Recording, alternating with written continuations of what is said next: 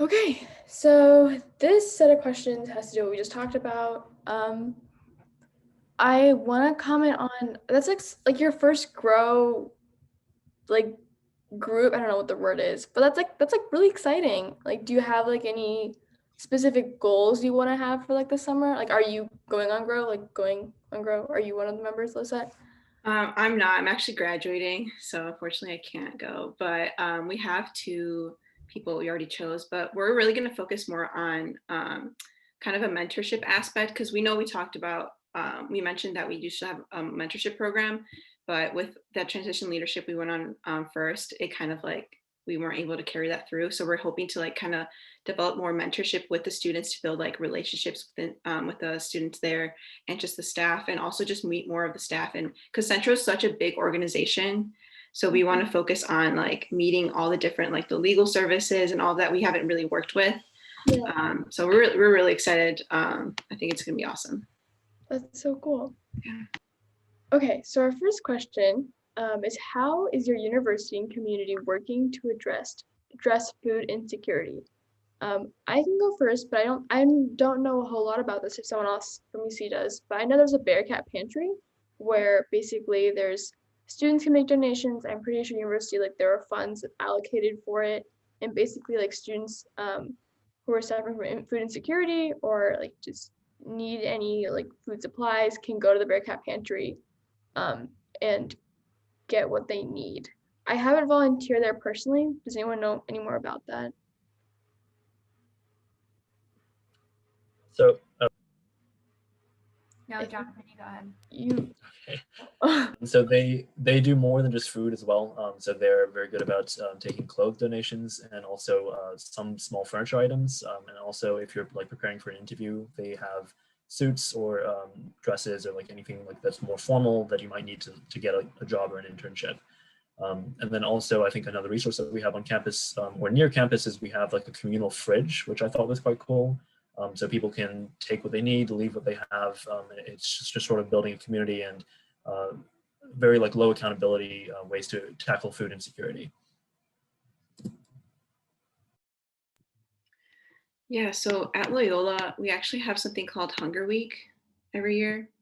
And I'm like looked it up on our website because I want to make sure I give you like the right thing. But basically, it's a lot of fundraising that we do for, and there's a lot of events throughout the campus where we talk about just food insecurity, and like there's like talks and people come to talk about it, and then where we kind of stand in solidarity with people who are facing hunger. But we also raise funds for a variety of organizations that work to against hunger. And it's our School of Environmental Sustainability that does that.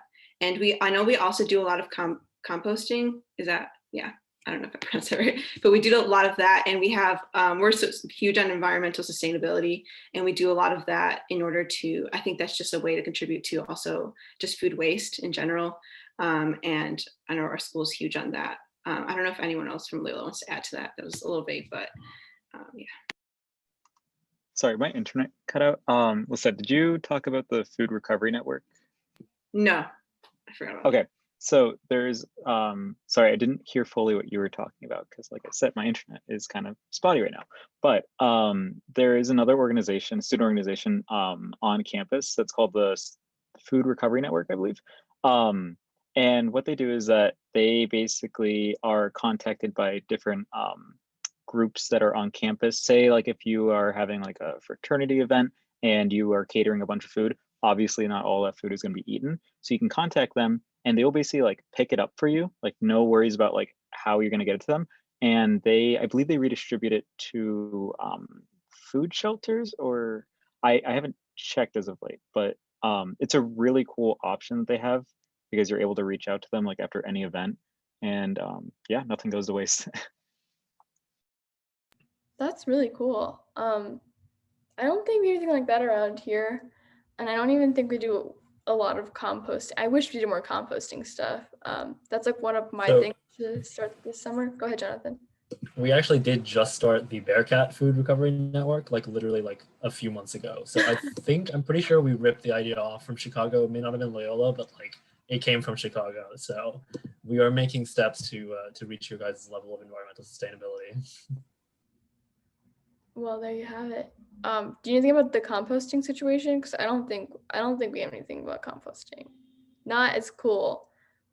But my personal, like, I want to start a compost pile this summer for myself. If not, school's not going to do it, I should do it. All right, we can go to the next question. Anything, last comments, concerns, food? One last thing. Wait, Lisette, did you mention the biofuel lab?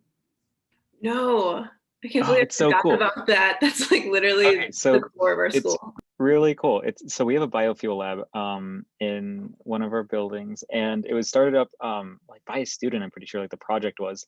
And what it is that all the food that's wasted on campus, obviously that contains like a lot of fats and everything. So they put it into this biofuel lab, and they're able to extract two parts, one of which can be used as fuel, like diesel, and the other one is made into soap. So on campus, all of our soap is like this dark brown, and it kind of looks like syrup, but it comes from the food that is wasted, but it's now soap. And then all of the buses on campus are powered by the biofuel. It's really cool. I'm kind of shook. This doesn't even sound real. Like, is your campus real? Yeah, I know it's really advanced, and it's really cool to kind of like see that on campus. And they actually just brought out BioSoap 2, which is now a foamy soap, which people are happy about. They brought it like 2 years ago, but yeah. So much better, because the other one would like leak out of like the containers, but they've been improving. I was always like, this doesn't matter, it's good for the environment, it's kind of nasty, but it's fine. But yeah, it's a cool part of our campus. That's so cool.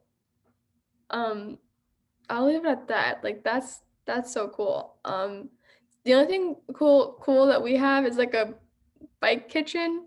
I think that's what it's called, where you can like rent. Why is it called bike kitchen? I have no clue. Well, like, there's like a lot of people who like bike around campus. I mean, relative, because it's like kind of dangerous, because like Cincinnati drivers are kind of nuts. But you can like return if your bike has like issues. You can like give it to the bike kitchen, and they'll give you like a rental bike in return while they fix your bike. It's not even it's like in kind of environmentally, but it's not freaking soap, which I'm insanely jealous of, not gonna lie. Any other thoughts? Anyone want to comment on this soap thing? That is like the coolest thing that I've heard in a very long time. Like, I really want to see if we can get something like that going at UC, just because I will be very ashamed of myself if I don't even try. I know like we're at least like, we talk at least about like doing more with food waste and sustainability. So if we can just get this in the right like engineering college, then maybe something will come out of it.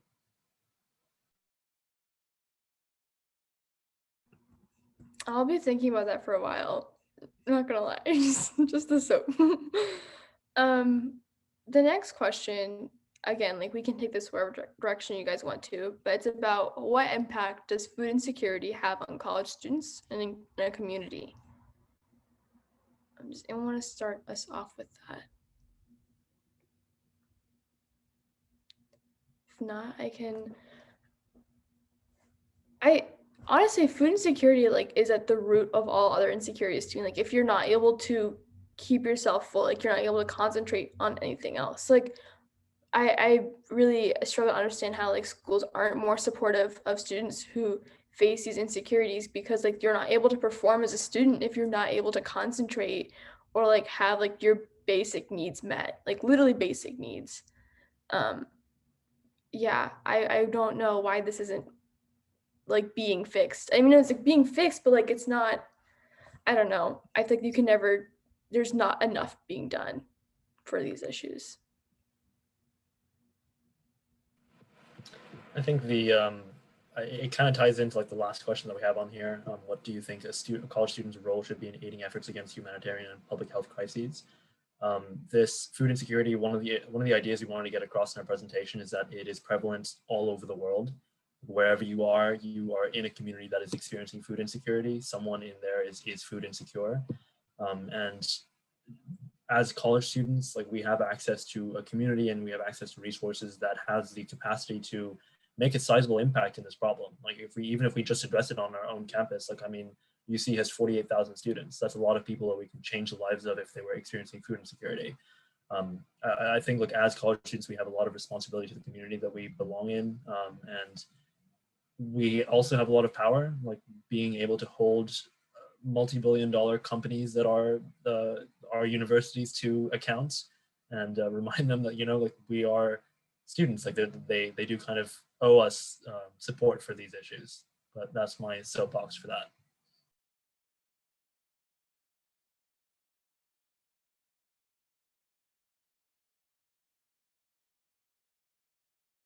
Well,